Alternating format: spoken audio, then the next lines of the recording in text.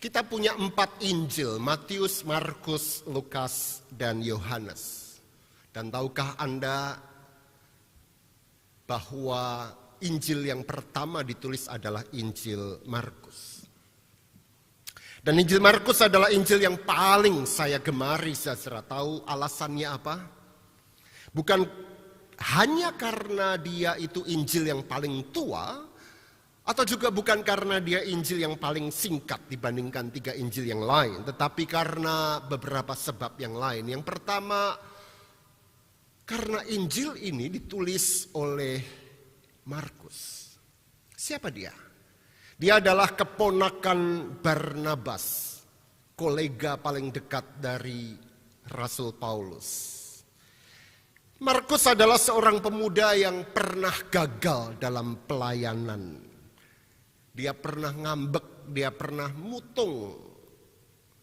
Dan ketika Barnabas hendak mengajaknya kembali masuk ke dalam pelayanan setelah kekecewaan yang cukup berat, Paulus menolak. Buat apa memakai pemuda yang pernah gagal itu? Alhasil Paulus dan Barnabas bertengkar, bertikai berat. Anda bisa membacanya dalam Kisah Para Rasul pasal yang ke-15. Dan berpisahlah mereka, masing-masing menuju jalannya sendiri. Gara-gara Markus ini. Paulus melanjutkan misinya dan dicatat dalam Alkitab, dan Barnabas membawa Markus kembali ke tempat asal mereka, ke Pulau Siprus, dan selesailah catatan mengenai Barnabas. Tetapi Markus dicatat berikutnya. Dan catatan yang terpenting adalah bahwa di kemudian hari setelah Paulus menjadi tua, dia memakai pelayanan Markus luar biasa. Tapi yang jauh lebih penting adalah dari seorang pemuda yang gagal yang kemudian dibina kembali oleh Barnabas ini, muncullah Injil Markus, Injil tertua yang kita miliki. Keberhasilan rupanya sudah tersembunyi di dalam hidup seorang muda yang gagal ini. Itu alasan pertama. Alasan yang kedua kenapa saya sangat menyukai Injil Markus adalah karena Injil ini memiliki satu cara yang sangat unik untuk menampilkan kemesiasan Yesus. Bagaimana caranya? Yaitu dengan cara menyembunyikan kemesiasan Yesus sampai tiba saatnya disingkapkan. Izinkan saya membaca beberapa ayat yang menunjukkan bahwa mulai dari pasal yang pertama, kemesiasan Yesus itu disembunyikan, diselubungkan. Markus 1 ayat 24-25, setan dalam diri orang itu berteriak, "Apa urusanmu dengan kami, hai Yesus orang Nazaret? Engkau datang hendak membinasakan kami? Aku tahu siapa engkau, Mesias, ya, yang kudus dari Allah." Tetapi Yesus menghardiknya, katanya, "Diam, diam. Jangan bilang bahwa aku Mesias." Dan keluar darinya. Kemudian pasal 1 ayat 34, Yesus menyembuhkan banyak orang yang menderita bermacam-macam penyakit dan mengusir banyak setan. Ia tidak memperbolehkan setan-setan itu berbicara sebab mereka mengenal dia. Jadi Yesus sembunyikan kemesiasannya. Berkali-kali dari pasal yang pertama, kedua, ketiga, dan seterusnya. Dan kalau kita lompat ke pasal yang keempat, Yesus mengatakan apa? Kepadamu, kepada para murid telah diberikan rahasia kerajaan Allah. Tetapi kepada orang-orang luar segala sesuatu disampaikan dalam perumpamaan. Disembunyikan di dalam kisah. Dan yang paling terkenal adalah ketika Petrus ditanya oleh Yesus, "Tetapi apa katamu, siapakah aku ini?" Maka jawab Petrus, "Engkau adalah Mesias." Lalu Yesus melarang mereka dengan keras supaya jangan memberitahukan kepada siapapun tentang dia. Berulang kali kemesiasan Yesus menjadi sebuah rahasia, tersimpan, tersembunyi, terselubung. dan tidak dipublikkan. Kerahasiaan kerajaan Allah ini mencengangkan begitu banyak ahli yang membaca Injil Markus sampai muncul begitu banyak buku. Saya sebutkan beberapa judul. Kalau Anda mau beli di BBK Gunung Mulia yang ditulis oleh Bolkestein, dia menulis sebuah buku yang berjudul Kerajaan yang Terselubung. William Red menulis sebuah buku The Messianic Secret, Rahasia Mesianik. Robert Conner, The Secret Gospel of Mark. Ini semua rahasia.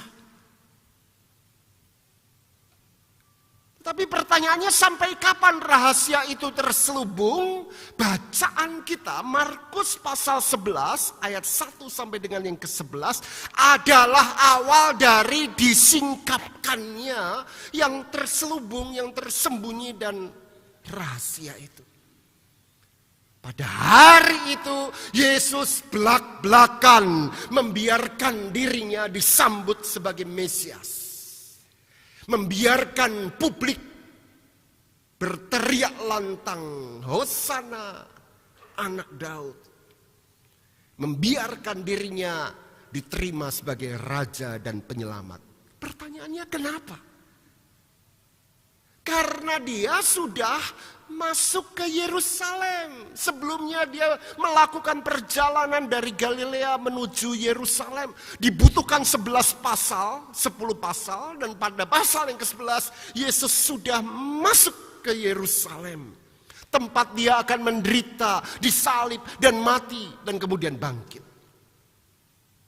Jadi kenapa Yesus menyimpan cukup lama? Karena kemesiasan Yesus baru bisa dipahami ketika dilekatkan dalam terang salib, penderitaan, kematian, dan kebangkitan. Dilepas dari itu, maka akan muncul bahaya. Orang akan salah memahami kemesiasan Yesus. Yesus akan dianggap sebagai Mesias Raja yang akan membebaskan Israel dari pemerintahan dan kekuasaan Romawi. Tetapi begitu dilekatkan dengan salib dan kubur yang kosong, maka orang tercelikkan tentang apa artinya Mesias. Ternyata bukan Mesias Raja, tetapi Mesias hamba. Mesias yang tersalib hina.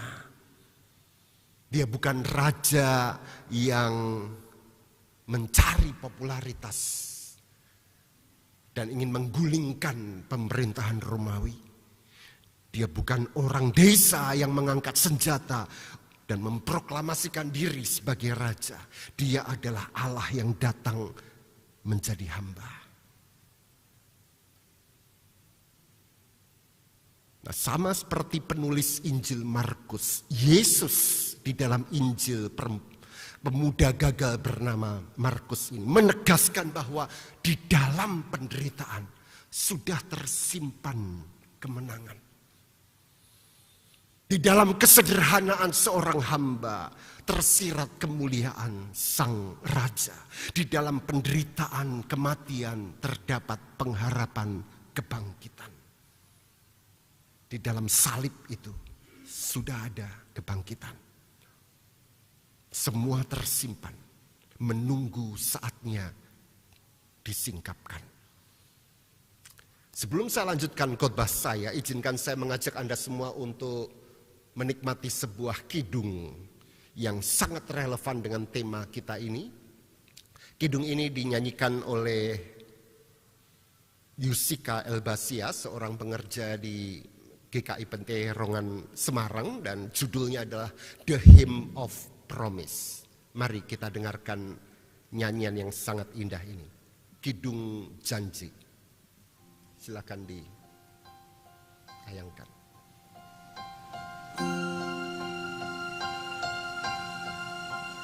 In the mulberries of flower, in the seed and apple tree, in cocoons a hidden promise, butterflies will soon be free.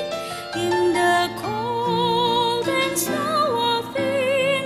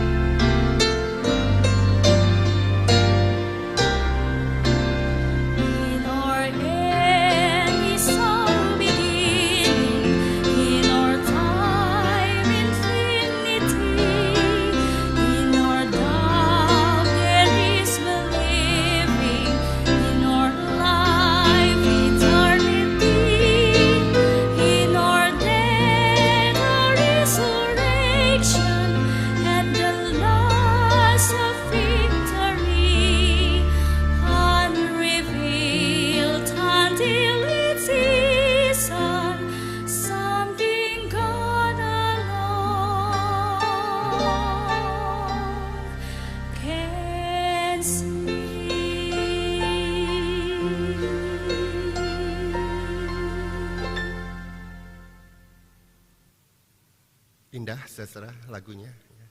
Nah, apa yang menarik dari kidung ini adalah bahwa semua yang baik ternyata tersimpan di dalam yang biasa-biasa saja.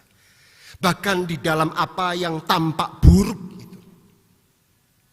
Dan tidak kebetulan jika judul lagu ini adalah The Hymn of Promise, himne janji. Sebab di dalam iman Kristen, janji Allah itu tidak sama artinya dengan kalau saya berjanji, Anda berjanji, manusia berjanji. Janji manusia itu selalu kosong awalnya. Dan tugas kita mengisinya. Sebab ketika kita berjanji, pemenuhan janji itu belum ada. Betul ya? Ketika ada suami dan istri diberkati, diteguhkan pada hari mereka menikah, keduanya membuat janji, kosong. Karena masih hari itu, hari pertama mereka menikah, masing-masing bertugas mengisi janji itu menjadi kenyataan. Kita baru berniat membuat janji itu menjadi nyata, tapi belum nyata, belum terwujud. Tetapi di dalam firman Tuhan ketika dikatakan tentang Allah yang berjanji, maka itu beda. Kenapa beda? Karena Allah berjanji dari masa depan. Ingat, di dalam Allah masa lalu, masa kini dan masa depan menyatu. Allah sudah tahu masa depan. Apa yang terjadi masa depan itu sudah di dalam Allah. Maka ketika hari ini Allah berjanji, atau mungkin 2000 tahun yang lalu kita baca janji Allah, perwujudannya sudah ada belum? Di masa depan, sudah ada. Dan Allah membiarkan kita menanti, menyongsong, dan karena itu Advent, menyongsong, mengantisipasi janji Allah. Kita bergerak dari masa lalu ke masa kini menuju masa depan. Allah bergeraknya kebalik dari masa depan ke masa kini. Terus menyingkapkan pada saatnya janji itu. Jadi sudah terwujud. Tentu buat Allah, buat kita belum karena kita sedang menyongsongnya. Jadi sekalipun Allah berjanji di masa silam, pemenuhannya sudah ada. Sudah nyata di masa depan.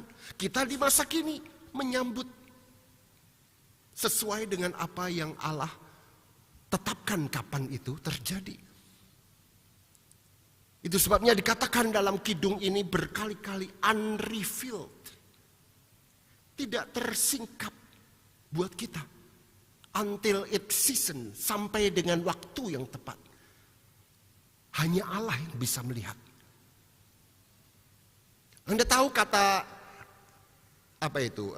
Abrakadabra. Pernah dengar ya? Abrakadabra. Biasa untuk sulap. Pernah dengar lagu Abrakadabra? Mulan Jamila? Ya. Itu sebenarnya dari bahasa Yahudi, Ibrani. Ya, abra dari kata bara, mencipta. Kadabra dari kata dasar davar yang artinya firman. I create as I speak. Jadi ketika Allah berkata abrakadabra, itu sebenarnya aku sudah mencipta pada saat aku bersabda. Tarang dan jadi. Buat kita belum kelihatan. Nah, dalam terang itulah kita bisa memahami ketika hari itu Yesus memasuki kota Yerusalem dan orang-orang berteriak Hosana. Baru ketika saya jadi pendeta saya tahu apa arti kata Hosana. Sebelumnya saya pikir Hosana itu artinya apa? Puji-pujian, betul gak? Hosana, memuji Tuhan. Gitu. Seperti haleluya. Enggak Bapak Ibu. Nah, seruan Hosana itu diambil dari Mazmur 118 ayat yang ke-25. Artinya apa? Save me, selamatkan aku, save us, selamatkan kami. Nah, Mazmur 118 ayat 26 ini dikutip di ayat 9 dari Markus 11. Ya. Tetapi kata Hosananya tidak muncul di Mazmur 118. dalam bahasa Indonesia. Tapi kalau kita tengok bahasa Ibraninya muncul di sana. Di ayat berapa? Di ayatnya yang sebelumnya. Mari kita lihat Mazmur 118. Buka Alkitab Anda, Bapak Ibu Saudara.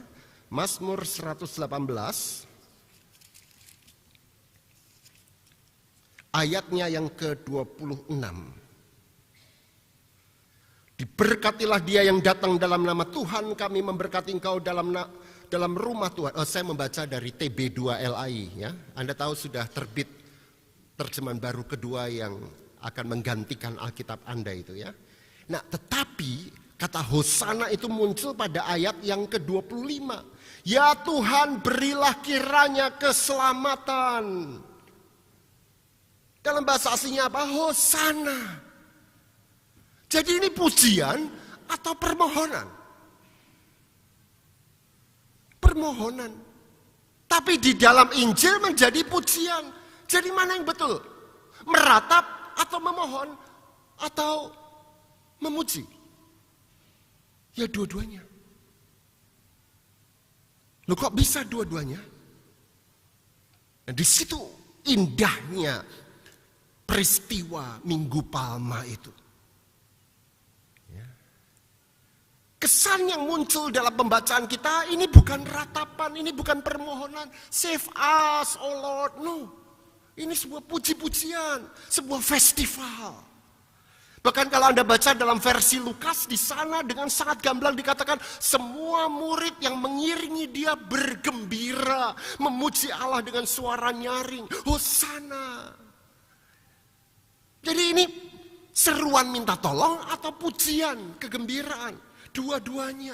Kenapa? Karena dalam kenyataannya hari itu, masa itu umat Israel masih dijajah oleh pemerintah Romawi. Tetapi keempat Injil ingin menampilkan apa artinya God's promise. Janji Allah.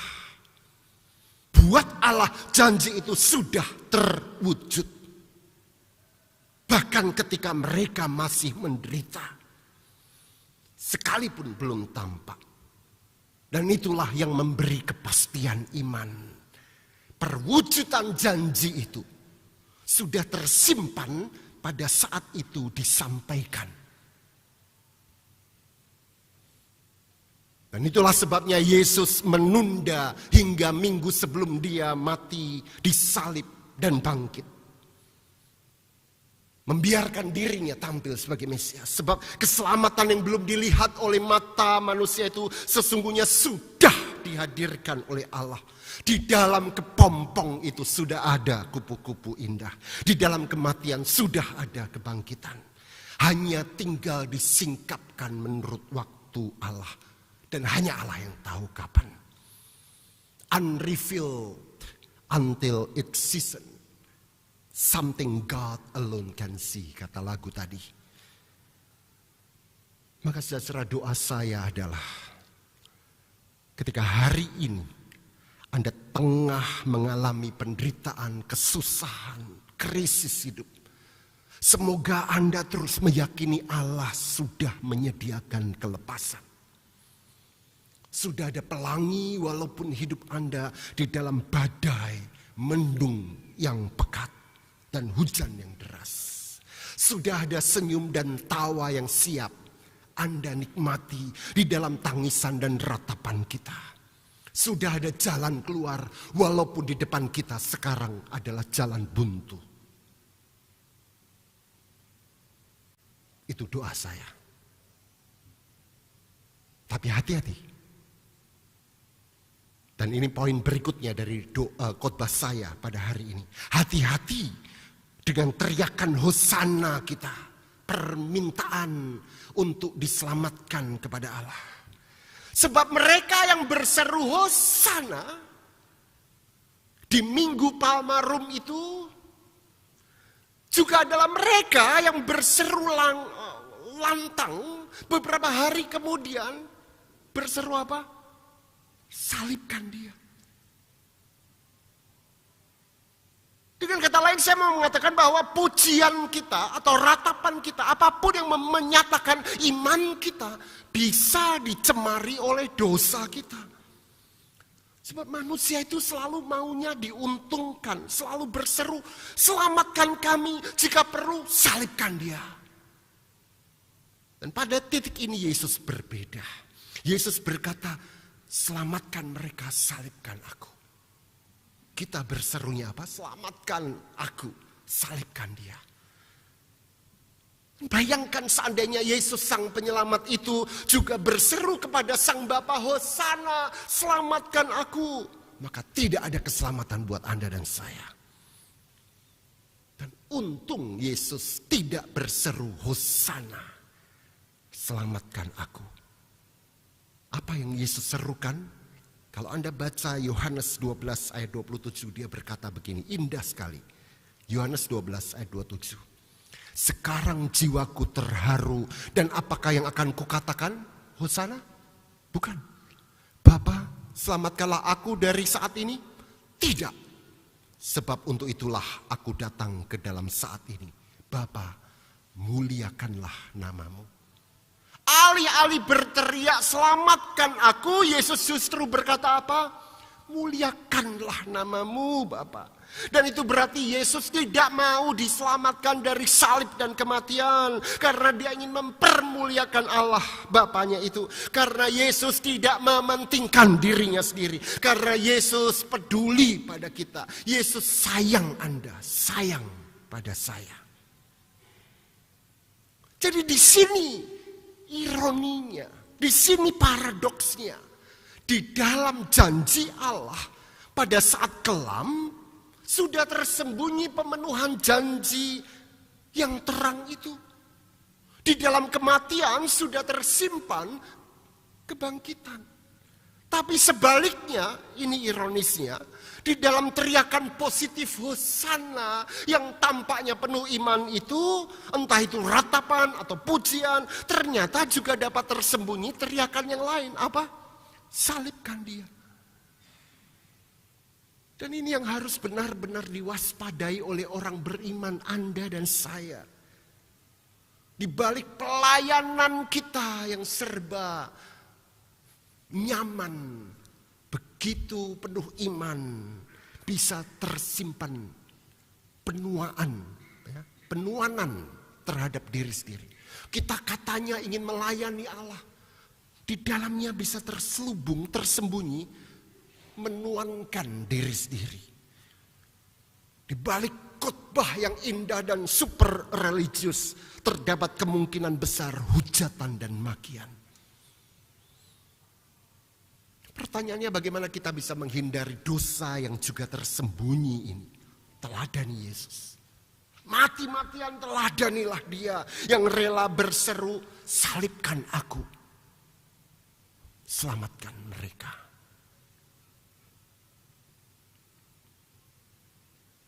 Dan ini jauh lebih penting. Bukan hanya soal pesan yang pertama bahwa di dalam penderitaan sudah terkandung, tersembunyi solusi.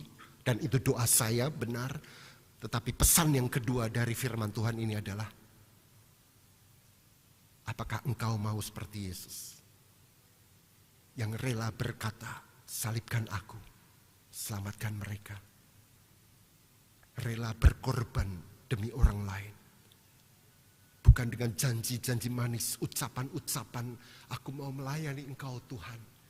Tapi pada dasarnya menuankan diri kita. Seberapa mau dan mampu kita beriman bukan demi kepentingan diri sendiri. Tetapi menghidupi hidup yang rela berkorban demi orang lain. Seperti Yesus melakukannya.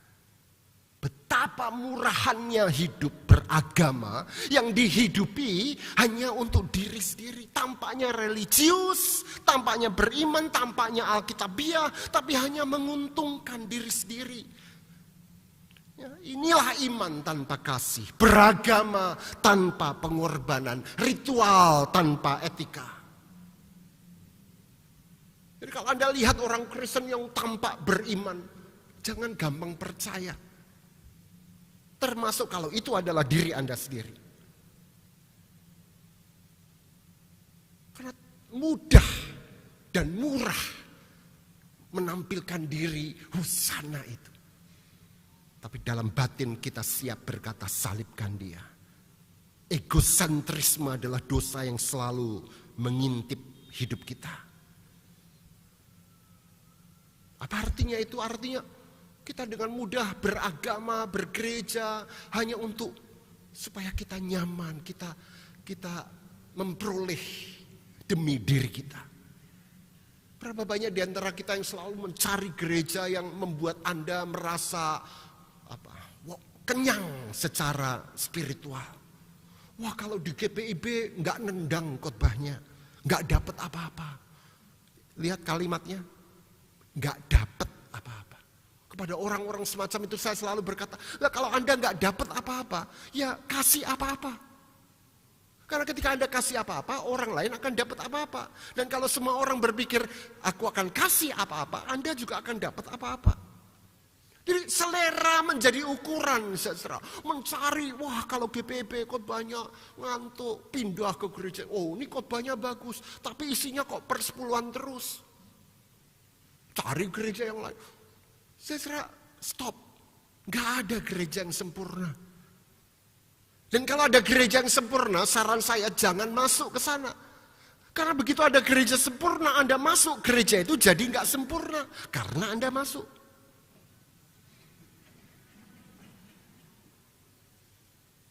Itu cara berpikir beragama yang semua bisa ada ayatnya. Tapi intinya satu, demi diriku atau berkorban untuk orang lain. 4 tahun yang lalu itu wah, ayatnya ada, mau pro Jokowi ada ayatnya, pro Prabowo ada ayatnya. Semua bisa dijustifikasi. Saya seorang dosen di STFT Jakarta dan selalu kebagian untuk mewawancarai mahasiswa, calon mahasiswa yang mau masuk. Selalu ada saja orang-orang yang ketika saya tanya, kenapa Anda mau masuk ke sekolah teologi ini? Oh saya mau jadi pendeta Pak. Gitu. Ini panggilan saya. Dari mana Anda tahu itu panggilan Anda? Karena begini Pak, saya daftar UI nggak diterima. Saya daftar UGM nggak diterima. Saya daftar sekolah swasta yang gampang juga gak diterima. Saya merenung dan berdoa dan Tuhan menjawab. Itu artinya saya harus masuk STT. Bayangkan kalau pendetamu model seperti ini. Turahan, ya, sisa. Intinya cuma satu. Untuk diri sendiri. Nah, mungkin dalam hati Anda berpikir, ya itu kan Yesus berkorban untuk orang lain. Lain dong dengan kita manusia yang berdosa, manusia biasa. Hati-hati dengan cara berpikir semacam itu. Karena Alkitab dengan jelas berkata teladani dia. Artinya kalau ada perintah meneladani Yesus, itu pasti bisa dilakukan. Harus dilakukan. Nah dalam skala yang lebih kecil mentalitas semacam itu suka muncul. Bukan hanya membedakan Yesus dan kita. Yesus pantas berkorban, saya mah enggak. Nah, dalam skala lebih kecil membedakan siapa? Para pejabat gereja dengan anggota jemaat. Anak saya dulu ketika kecil itu rambutnya panjang, lalu di belakang ini dikeliwir, dikuncir. Gitu. Dan selalu ada saja anggota jemaat yang berkata, lu anak pendeta kok rambutnya dikeliwir. Implisit di dalam kalimat itu apa? Kalau bukan anak pendeta, boleh. Lu anak pendeta kok ngerokok? Implisit kalau bukan anak pendeta, boleh. Jadi ada pembedaan-pembedaan semacam itu. Kristus kan Allah, ya pantas dia mau berkorban, saya enggak lah. Itu hanya untuk menyembunyikan ketidakmauan kita untuk meneladani Yesus. Nah, ini masalah yang pertama, saudara. Beragama untuk kepentingan diri dan bacaan kita menampilkan orang-orang semacam itu. Masalah kedua yang juga tampil dalam Markus 11 khususnya ayat yang ke-9. Ayat 9 mengatakan apa? Orang-orang yang berjalan di depan dan mereka yang mengikuti dari belakang berseru Hosana. Anda bisa bayangkan gak? Ini ada orang yang tiba-tiba bikin inisiatif Hosana. Yang di belakang ada apa nih? Ada apa? Hosana. Semua kemudian di belakangnya ikut-ikutan Hosana. Seperti rombongan ikan yang banyak, semua ikut ke satu ikan di depan. Satu ikan itu ke kiri, semua ke kiri. Satu ikan ke kanan, semua ke kanan. Ada trendsetter yang mengatur orang banyak itu mau kemana. Agama jadi tren. Gereja yang laku adalah gereja yang terdepan dalam mengemas ibadah. Ketika saya bersiap masuk prosesi melihat ruangan ini, kaget. Ini GPIB pertama yang punya ini nih. Sebelumnya cuman LCD biasa kan. Ya. Tapi Anda cuman ikut tren. Gereja yang lain, saya nggak usah sebut, udah bertahun-tahun yang lalu punya seperti ini. Semua gereja berlomba memberikan yang terdepan. Paling update. Maka ingat baik-baik pepatah kuno. Hanya ikan mati yang terbawa arus. Ikan hidup melawan arus. Dan itu yang ditunjukkan oleh Yesus. Salib buktinya, Golgota lokasinya. Dan ke situ kita akan melihat gerak Yesus melawan arus. Semua ingin ke Yerusalem, kedua pusat agama, bait Allah dan pusat politik istana. Yesus ke Yerusalem untuk ke Golgota melawan arus. Ke situ Yesus pergi. Dan saya sungguh berdoa ke situ juga kita akan pergi. Beberapa hari ke depan. Ke arah salib dan kematian.